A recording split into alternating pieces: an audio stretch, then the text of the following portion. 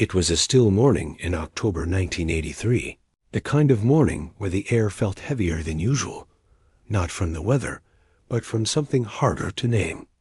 The small town of Armidale, nestled within the quiet hills of New South Wales, Australia, was the kind of place where life moved slowly.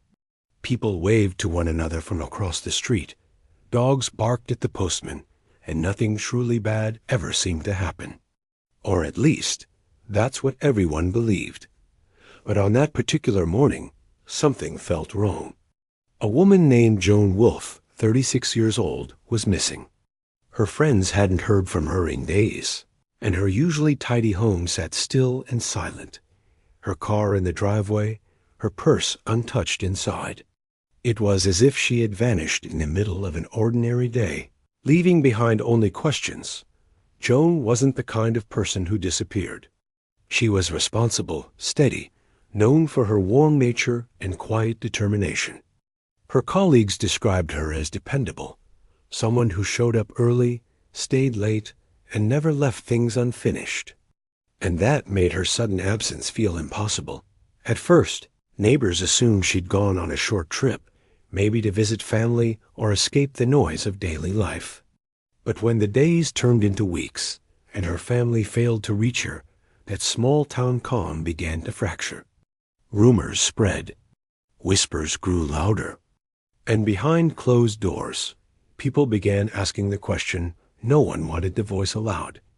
What really happened to Joan Wolfe? Police were soon drawn into what would become one of the most haunting unsolved mysteries in Australian history. The deeper investigators dug, the stranger the story became, filled with inconsistencies, missing evidence, and a darkness that refused to fade, because this wasn't just a disappearance. It was something far more chilling.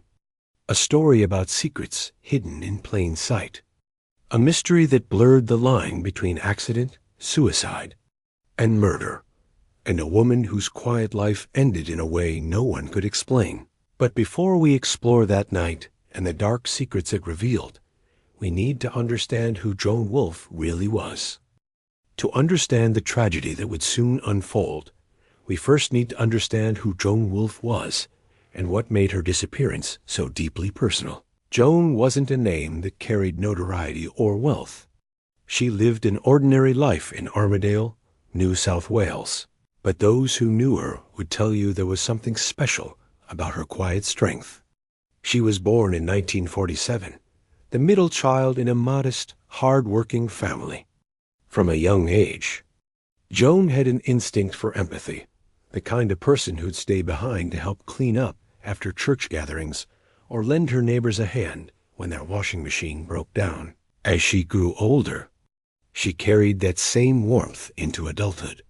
Joan worked as a secretary for a local agricultural office, where her punctuality and dedication earned her respect among her peers.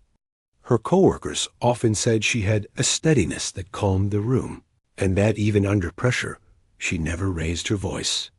Outside of work, she lived a simple life, gardening, reading, and spending time with close friends. But beneath that calm exterior, Joan's life wasn't without its complications. In the years leading up to her disappearance, she had been in a long-term relationship with a man named Jim Savage, a local police officer. It was a relationship that, at least on the surface, seemed stable. They had been together for nearly a decade, sharing quiet evenings at home and weekends visiting family. Yet, those close to Joan noticed subtle shifts, moments of tension, hesitations in her tone when she spoke about him.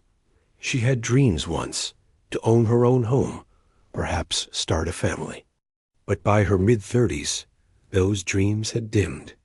Still, Joan remained the kind of person who carried herself with quiet dignity, never letting disappointment show. When she vanished, it wasn't just a missing person case. It was the sudden absence of someone whose steadiness had anchored so many lives around her. Friends described feeling unmoored. Something was deeply wrong, because Joan Wolfe wasn't the kind of person who ran away. She was the kind who stayed, and that's what made her disappearance so haunting. And as the hours turned into days, everyone began to wonder, if Joan didn't leave by choice, then who or what took her away? It was Saturday, October 3rd, 1980, a cool and quiet spring day in Armidale, New South Wales, the kind of day that felt utterly ordinary. The streets were calm. The town was alive with the usual weekend rhythms. But for Joan Wolfe, this day would mark her last known movements, the day she vanished without a trace. That morning, Joan was seen leaving her small brick home on Brown Street around 9:30 a.m. A neighbor, Mrs. Keating, later told police she noticed Joan carrying a small handbag and wearing her usual beige cardigan. She looked calm, Mrs. Keating recalled, like she was going about her usual errands. Joan had mentioned to a friend earlier that week that she planned to visit her boyfriend, Jim Savage, at his property near Dangarsley, a rural area just outside Armidale. Savage, a police officer, was reportedly doing maintenance work on his land that weekend, and Joan was expected to join him for lunch. But beyond that, there are no confirmed sightings. By mid-afternoon, when she hadn't returned home, no one thought much of it. Joan often spent evenings with Jim, but when the next morning came, and she still hadn't arrived at work, called anyone, concern began to spread. Her employer contacted her family, who quickly realized something was wrong. Joan was punctual, dependable to a fault. To miss work without notice was unthinkable. Jim Savage claimed that Joan had never arrived at his property that day. He told investigators he assumed she'd changed her mind or gone elsewhere. Yet his statement only deepened the confusion. There were no reports of Joan's car seen along the route. No one remembered spotting her at any petrol stations or shops between Armidale and Dangarsley. It was as if she had vanished mid-journey, somewhere between the safety of home and the isolation of the countryside. But what really happened on that quiet October day? Did Joan ever reach Jim's property? Or did something stop her before she got there? That unanswered question would haunt investigators for decades and mark the beginning of one of Australia's most chilling true crime mysteries. Days turned into weeks, and the quiet unease that gripped Armidale began to shift into something darker: fear. Joan Wolfe had vanished without a trace, and despite search parties combing the rural roads and bushland between her home and Dangarsley, there was no sign of her car, her belongings, or her body. It was as if the earth itself had swallowed her whole. The local police, assisted by volunteers, scoured the nearby creeks and isolated trails where she might have gone. They used dogs, helicopters, and even horseback riders, but nothing emerged. Jim Savage, the man she was supposed to meet that day, joined some of the early searches, though some noted his detached demeanor. He seemed helpful, one searcher later recalled, but not concerned, not the way you'd expect. Weeks passed. Then, in November 1981, more than a year later, the mystery deepened. A bushwalker, exploring the dense scrub near Dangarsley, stumbled upon a small section of ground that seemed disturbed. Curious, he brushed away the dry leaves and soil, revealing something strange, a piece of weathered fabric half buried. When authorities arrived, their excavation uncovered a grim discovery: a human skull and partial remains. Forensic testing, limited by the technology of the time, eventually identified the remains as belonging to Joan Wolfe. Her body had been partially buried in a shallow grave not far from a secluded track. The medical examiner couldn't determine a precise cause of death, but it was clear that her death had not been natural. The community's reaction was one of collective heartbreak. For more than a year, they had clung to the hope that Joan had simply left town, perhaps to start anew, as some whispered. But now, that fragile hope had been replaced by the heavy certainty of violence. The Wolfe family, devastated, demanded answers. Who could have wanted to harm Joan, and why? For the investigators, The case had just shifted from a missing person report to an unsolved murder case. But with so little evidence and so much time lost, one haunting truth became clear. Finding Joan was only the beginning. The real mystery was what happened to her, and who had buried her in the shadows of Dangarsle. The discovery of Joan Wolfe's remains in light. 1981 transformed what had been a missing person case into a full-scale true crime investigation. Detectives from the New South Wales Police descended upon the quiet town of Armadale, determined to uncover who had buried Joan in that lonely stretch of scrubland near Dangarsle. At first, the evidence seemed frustratingly thin. The shallow grave had been exposed to the elements for over a year, washing away potential clues. Forensic science at the time was limited. DNA testing was still in its infancy, and the decomposition of the remains made it nearly impossible to determine the exact cause of death. Still, investigators managed to collect fragments of clothing, traces of soil, and a few small personal items believed to have belonged to Joan. These were logged carefully in the police report, but none immediately pointed to a clear suspect. Detectives began reconstructing Joan's final known hours. She was last seen on October 18, 1980, preparing to meet Jim Savage, her occasional companion. Jim told police that Joan had never arrived for their meeting and insisted he had no idea what had happened to her. However, several details in his story didn't quite line up. For example, neighbors remembered hearing her car leave that afternoon, but the vehicle was never found. Savage also admitted that Joan had loaned him money in the past, a detail that sparked questions about possible tension between them. As investigators dug deeper, they uncovered more troubling information. Jim Savage had a reputation for being manipulative and temperamental. While there was no direct evidence linking him to Joan's death, his inconsistent statements and suspicious behavior made him an early person of interest. Meanwhile, the community rallied behind the Wolfe family. Local newspapers published appeals for information, and volunteers continued to search the countryside for Joan's missing car, a key piece of evidence that could have shed light on her final movements. But despite their best efforts, the case soon began to stall. There were no witnesses, no murder weapon, and no concrete forensic evidence. The investigation that began with so much hope slowly faded into uncertainty, and what had started as a desperate search for answers was becoming yet another cold case buried beneath time and silence.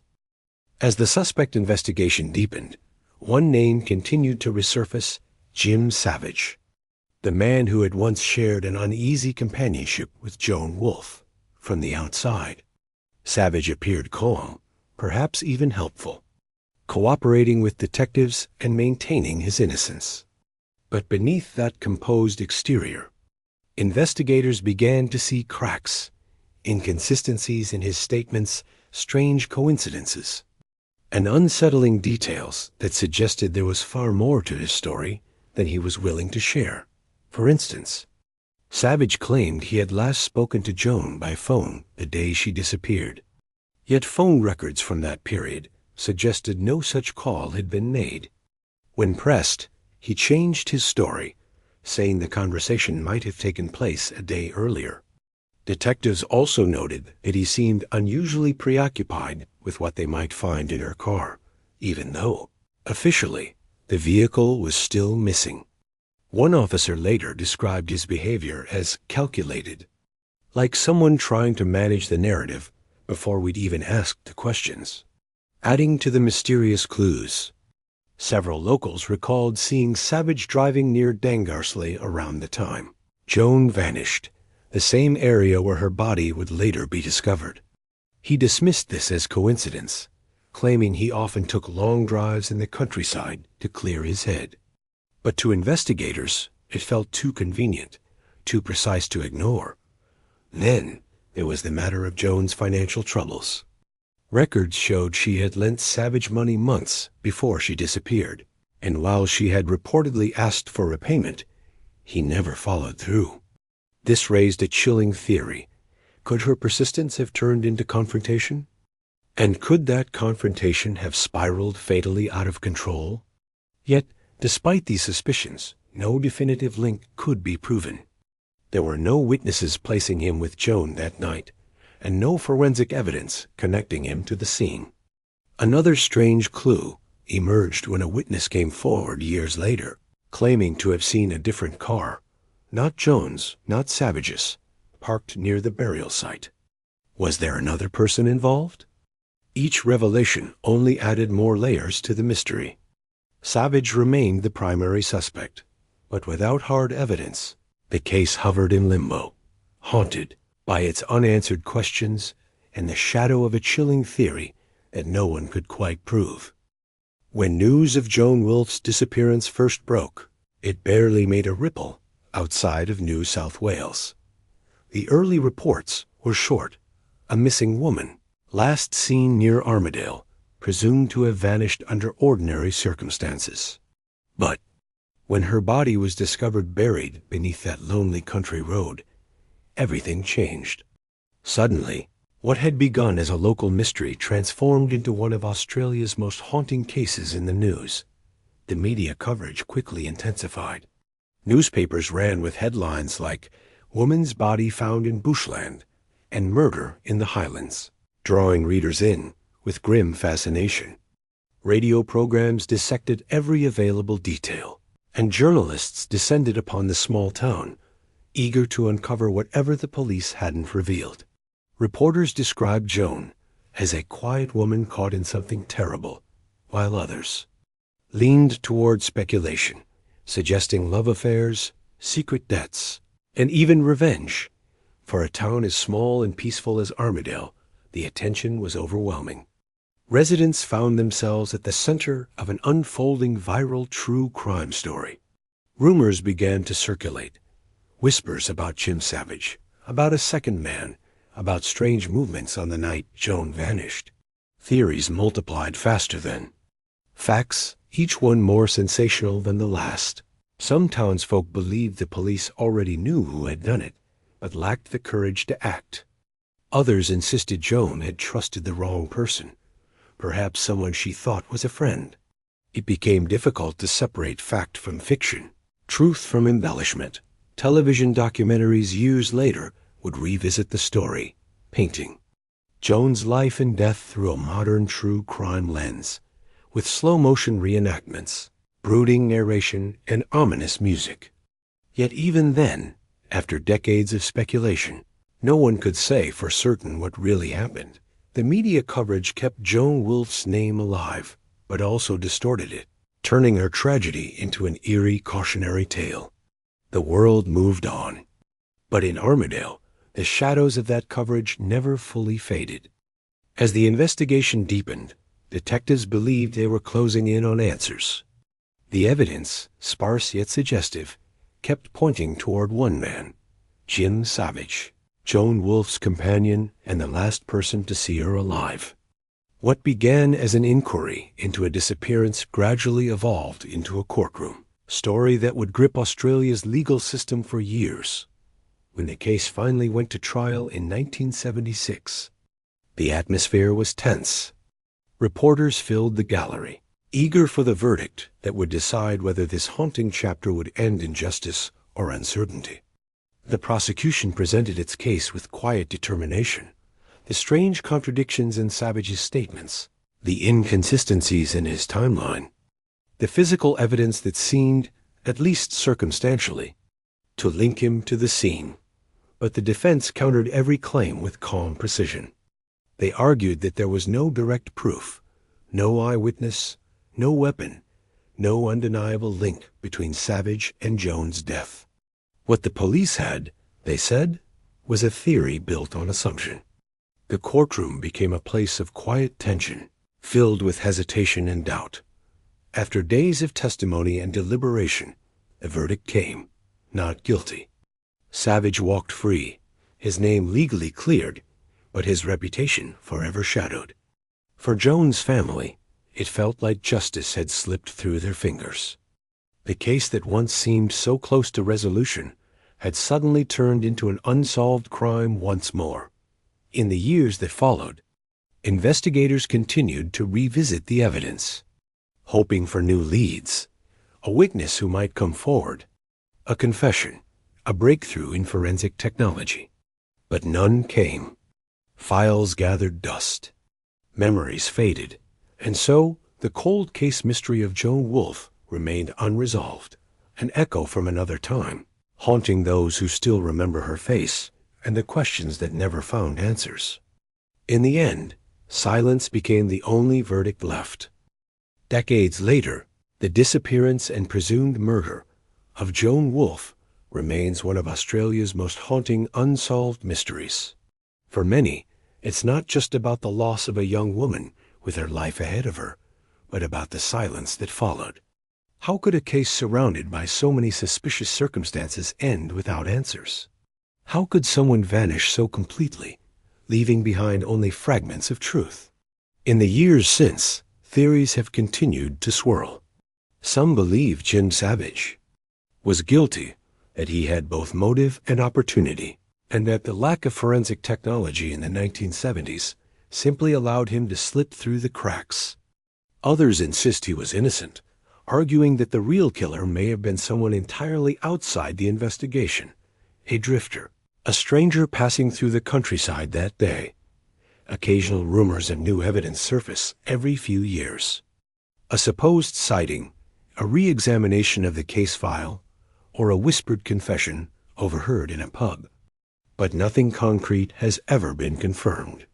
The case remains open, technically speaking, though few believe it will ever be solved. For Joan's surviving family, the uncertainty is the hardest part. They've grown older without the closure they once hoped for, left instead with fading photographs and the enduring ache of not knowing. To them, justice feels like a story unfinished, a chapter that ends mid-sentence. And yet, the story of Joan Wolfe continues to echo across time. It's retold in crime forums, documentary specials, and podcasts, a cautionary tale about how fragile justice can be and how quickly a life can vanish into mystery. But perhaps the most haunting question of all is this: if the truth about what happened to Joan Wolfe still lingers somewhere, in an old letter, a forgotten file, or someone's guilty conscience, will it ever be found?